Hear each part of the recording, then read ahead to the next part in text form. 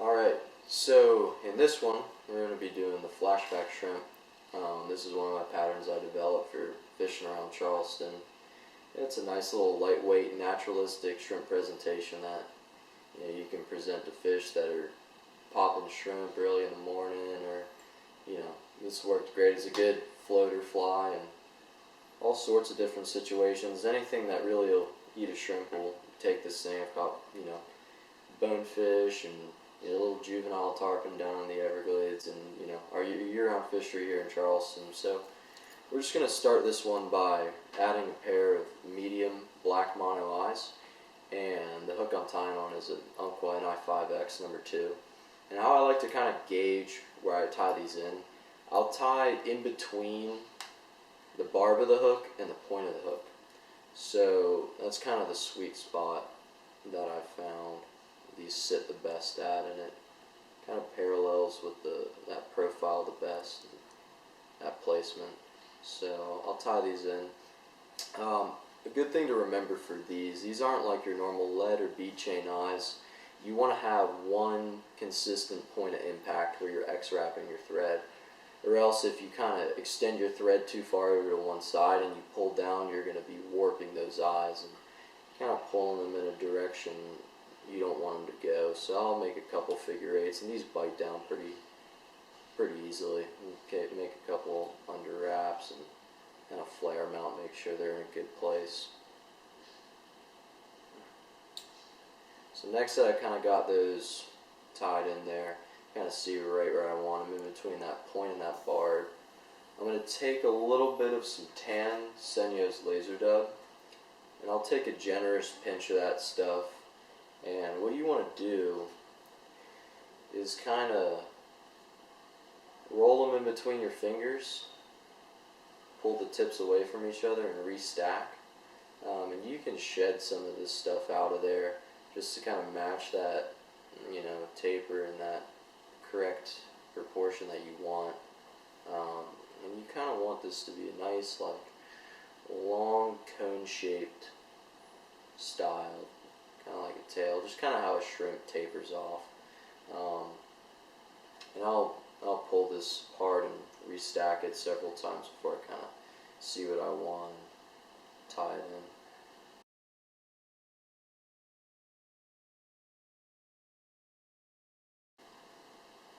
Alright. Once I've kind of got that right length, start real close to the back of those eyes. I'll tie that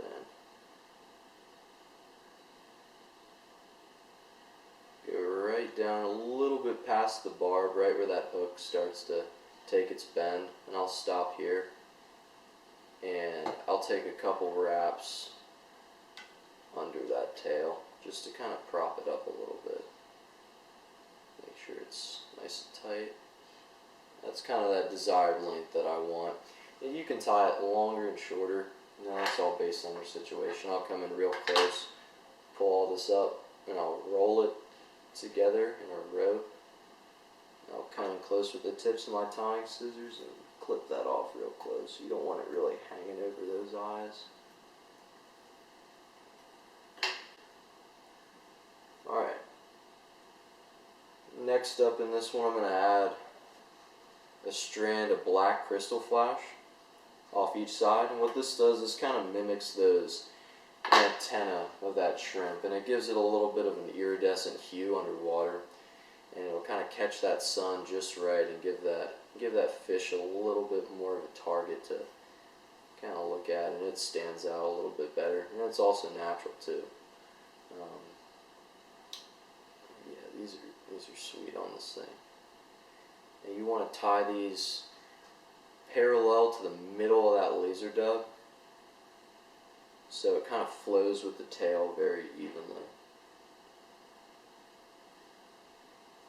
When I trim it, I'll let it extend a little bit past that tail.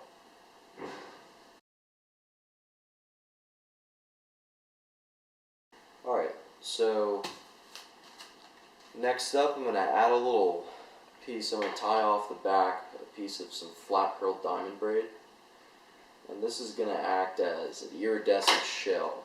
And this is just another aspect of this fly. It's just a little attractive feature, and it also catches that sun, gives that fly a little bit more of an iridescent hue, and just helps this thing stand out.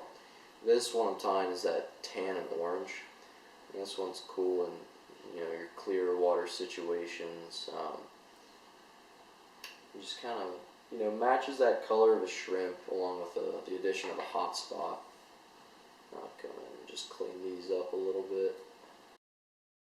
Now we're going to be adding our hot spot, and what this is going to be, it's just a 0.5 inch woolly critter brush. And this one's just in a hot orange. You can mismatch these colors a bunch too if you want. I do a lot in a black and chartreuse. I'll do this tan and orange. You can tie it in an olive or brown, all sorts of stuff. So I'll kind of strip a little bit of those fibers off the top end of that brush, so I'm just tying down that steel core, and that way I'm kind of allowing this to lay right, and I'm not trapping any fibers with those eyes a couple times. And I'll start my wraps here. So as I'm wrapping this, I'll preen back those fibers as I go, and I'll use the rotary function of my vise to kind of make sure my wraps are touching and they're even with each other.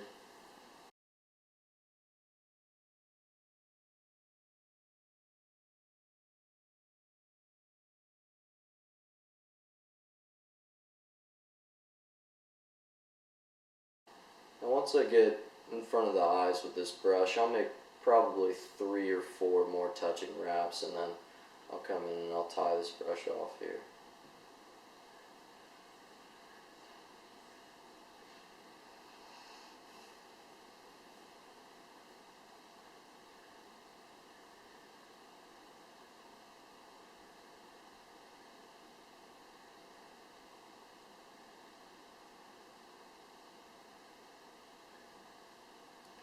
What I'll do is I'll spin my bobbin to the right and kind of cord up that thread.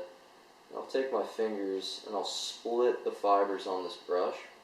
That way I'm getting a direct point of impact when I tie this brush off here. Use my index finger and kind of hold it there. Let those fibers split. I'll come in.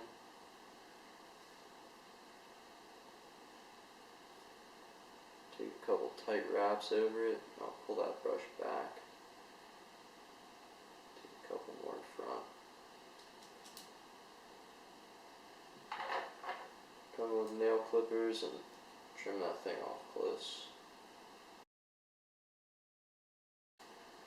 Alright, next up we're going to tie that same woolly critter brush in, same 1/2 inch diameter, and this one's just going to be in a tan. And I'll take that from metal core, strip those fibers off and lay it down right there. I'm going to tie this in as close to the end of that hot spot as I can, and that'll kind of let that color change flow into itself and look a little bit more clean. Same thing with this stuff. I'll preen these fibers back as I wrap, thumb and index finger, and we're going to be making like real tight touching wraps with this stuff.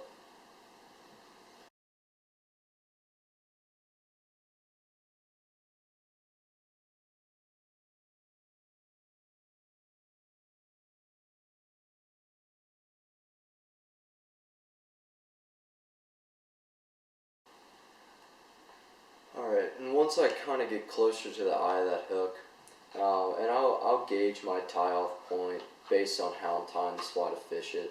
If I'm fishing this thing with a weed guard, I'll do, I'll kind of leave like a 1/4 inch gap, maybe a little bit more. But when I'm not really fishing this thing with a weed guard, I'll kind of come close to that eye. You just want to give yourself a little bit room as to not build up a lot of thread bulk with this thing. Just kind of keep that head nice and rounded and compact. So we still got to fold over our diamond braid and tie that stuff off. So that'll be it about right there.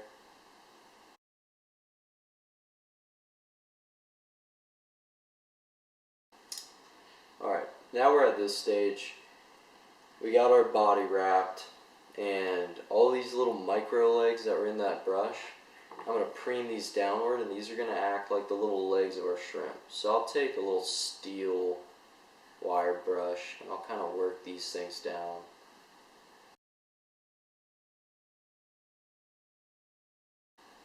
And you can take your hands and kind of shimmy these things around, just coax them downwards.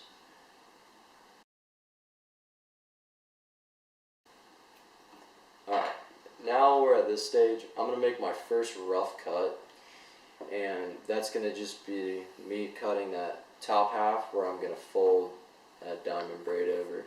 So, you know, I brushed all the fibers in those legs down that I want. I'm going to take my scissors and I'll come in.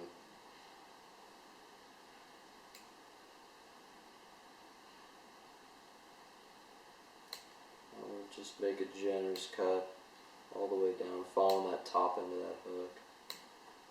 Nice and even.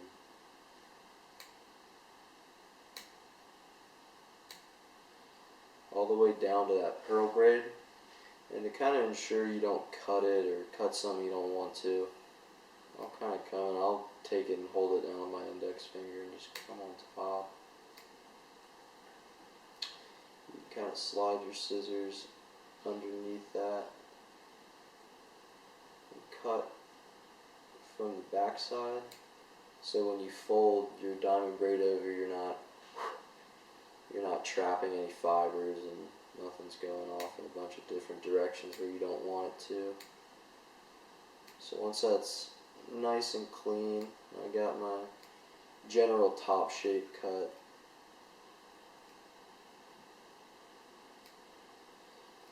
I'll fold that diamond braid over, tie it off, and whip finish.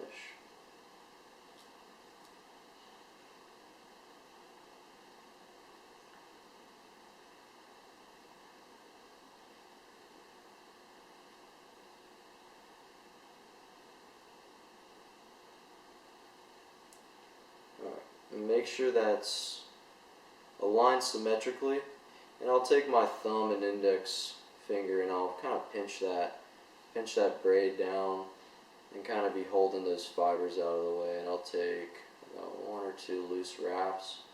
I'll pull this up and just make sure it's tight. I'll take my bobbin and bite it down there, keeping that tension.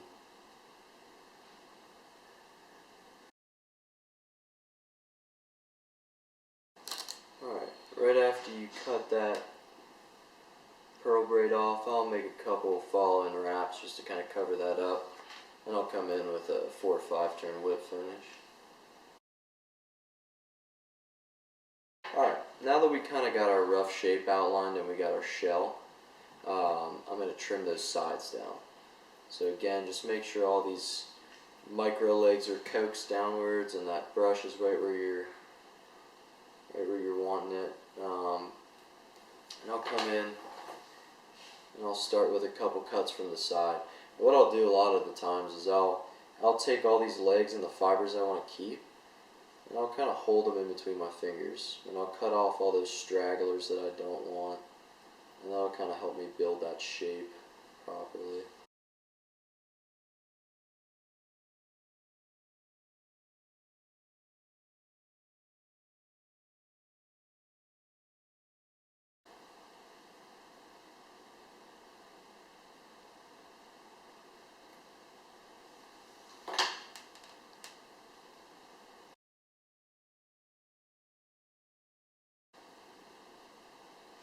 And I'll even take this out of my vise and kind of be able to rotate it in ways that I can.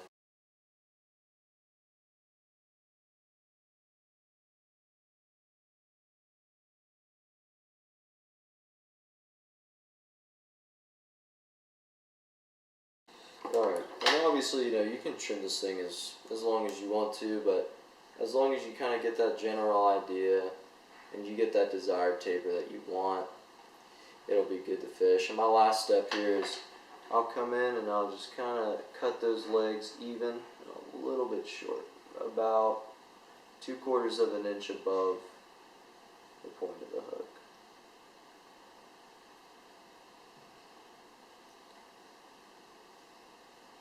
you get any straggling legs that really don't fit in, you can pluck them. And obviously I didn't tie in a weed guard. I'll generally fish mine with a single post 30-pound hard mono weed guard. And a lot of the stuff and situation around where I fish this fly, there's a lot of softer growth on the bottom, so that single post will fend off against that, but at the same time it's not going to affect any softer eats you may get. I'll just finish this fly with a little bit of head cement. I'll run it down the diamond braid and then around the eye of the head.